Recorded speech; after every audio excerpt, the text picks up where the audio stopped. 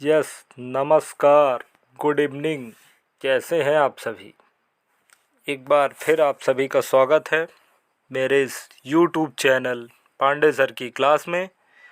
आज हम सब औसत का एक बहुत ही बेसिक कॉन्सेप्ट पढ़ेंगे। हम देखेंगे कि कैसे हम बहुत ही सरलता के साथ बिना काउंट किए, बिना किसी सूत्र की सहायता से हम बस चुटकियों में किसी भी संख्या का औसत निकाल सकते हैं। तो आइए शुरू करते हैं, लेकिन उससे पहले आप सभी से एक निवेदन है कि अगर आपने अभी तक इस चैनल को सब्सक्राइब नहीं किया है तो आप इस चैनल को सब्सक्राइब करें, साथ ही अपने दोस्तों के साथ शेयर करना ना भूलें। आइए अब हम इस वीडियो को प्रारंभ करते हैं। तो क्वेश्चन है, हम लोग पढ़ रहे हैं औसत, है ना। तो एवरेज में जो क्वेश्चन है हमारा, ये बहुत सिंपल होता है। बस लोग कंफ्यूज काहे में रहते हैं, भाज्य और अभाज्य। ठीक है, तो पहले हम क्वेश्चन देख लेते हैं। पहला क्वेश्चन है,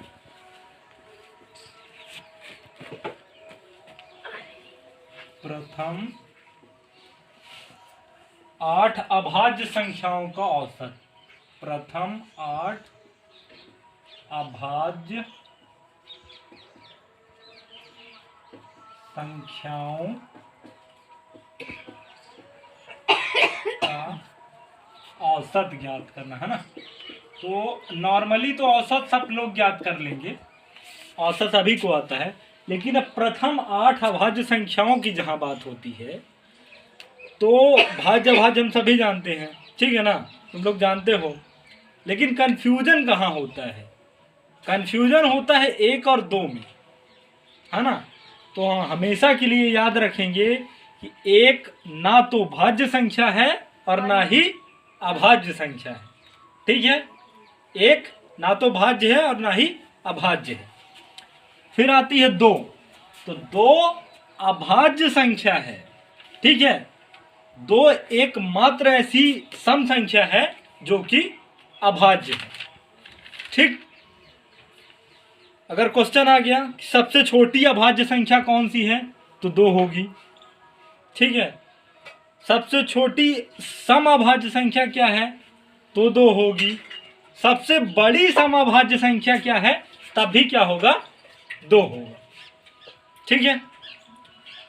अगर आ गया कि सबसे छोटी विषम अभाज्य संख्या, तब 3 आएगा, 1 नहीं आएगा, ठीक है। अभाज्य संख्या की परिभाषा क्या होती है? अभाज्य संख्या की परिभाषा क्या होती है? अभाज्य संख्या की परिभाषा ये होती है क्या, कि जिसके क्या हो,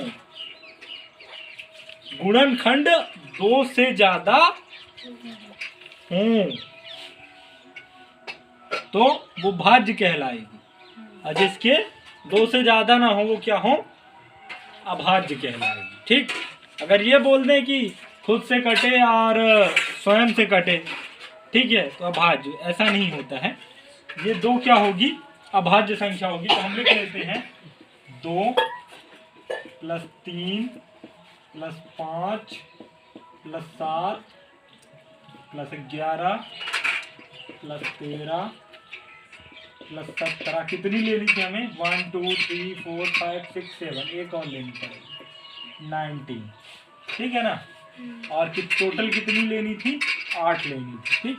औसत का सूत्र यही होता है, क्या होता है कि सभी राशियों को हम जोड़कर और जितनी संख्या होती है उतने का भाग कर देते हैं, ठीक है। तो इसको हम फटाफट जोड़ लेते हैं। क्या होगा? 3 2 5 5 10 7 17 10 27 1 28 3 31 10 41 7 48 10 58 और 9 67 10 77 एम्प्लॉयज दैट 77/8। अब आपके उसमें ऑप्शन क्या है? ऑप्शन है आपके उसमें दशमलव में, है ना।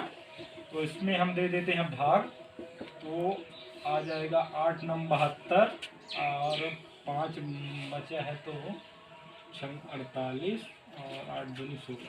ये आपका आ जाएगा आंसर, ठीक है। तो बस आई समझ में, कंफ्यूजन कहाँ था? भाज्य और अभाज्य में। तो बाकी तो सब क्लियर है एकदम। दिक्कत कहाँ थी हमें? 1 और 2 में, ठीक। और इसीलिए भाज्य और अभाज्य संख्याएं अच्छे से हम क्लियर रखेंगे। अभी भी किसी को डाउट हो तो पूछ सकते हो, ठीक है।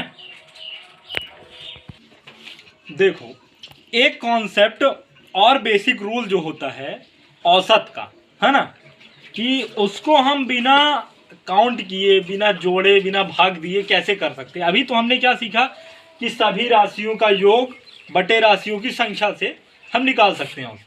जैसे किसी चीज़ का निकालना है हमें, मान लो साधारण मैं एग्जाम्पल लिखता हूँ, लगातार संख्याएं इसमें होनी चाहिए। तो 1 से लेकर अगर 11 तक की संख्याएं आती हैं उसमें, ठीक है। मान लो उदाहरण के लिए हम दे रहे हैं, एग्जाम्पल है, ठीक। 1 से लेकर 1 से 11 तक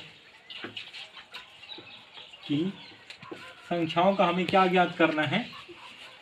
11 तक की संख्याओं का औसत, ठीक है ना। तो इसके लिए आप क्या करते हो? पूरा लिखते हो कि सभी राशियों का योग करोगे संख्या, ठीक। इसको लॉजिक से अगर करोगे तो इसमें 1 जोड़ दो, ठीक है ना, क्योंकि विषम संख्या है, ऑड नंबर है। तो 1 जोड़ के यानी 11 + 1 और 2 से कर दो डिवाइड, तो आ जाएगा 12/2। इसको कैंसिल करेंगे तो आ जाएगा 6। आ गया आपका आंसर। बहुत ही ठीक है। देन इसके अलावा अगर आप करना चाहते हो दूसरा जो तरीका है, ये आपकी फर्स्ट ऑप्शन, फर्स्ट मेथड है ना। सेकंड मेथड क्या है?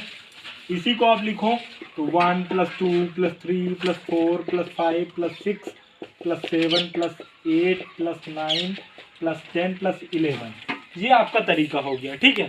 तो इसको हम अब काउंट ना करके एकदम 5 डिजिट इधर का छोड़ेंगे और 5 डिजिट इधर का छोड़ देंगे, यानी एकदम बराबर इधर का छोड़ देंगे और बराबर इधर का भी छोड़ देंगे, ठीक है ना। और बीच वाला जो मान होगा वो हमारा एवरेज होगा, वह क्या होगा? हमारा औसत होगा। इसीलिए औसत को क्या कहते हैं? मध्यमान भी कहते हैं। मध्यमान का तात्पर्य क्या हुआ? जो एकदम बीचों बीच में आए, एकदम सेंटर में आए, वही क्या कहलाएगा? हमारा औसत कहलाए, ठीक है ना। तो यह हमारा क्या हुआ? एक औसत का कॉन्सेप्ट हुआ, ठीक है। तो ये कॉन्सेप्ट क्लियर हुआ सभी को? Yes sir. समझ में आ गया सभी को? Yes sir. ठीक है, चल।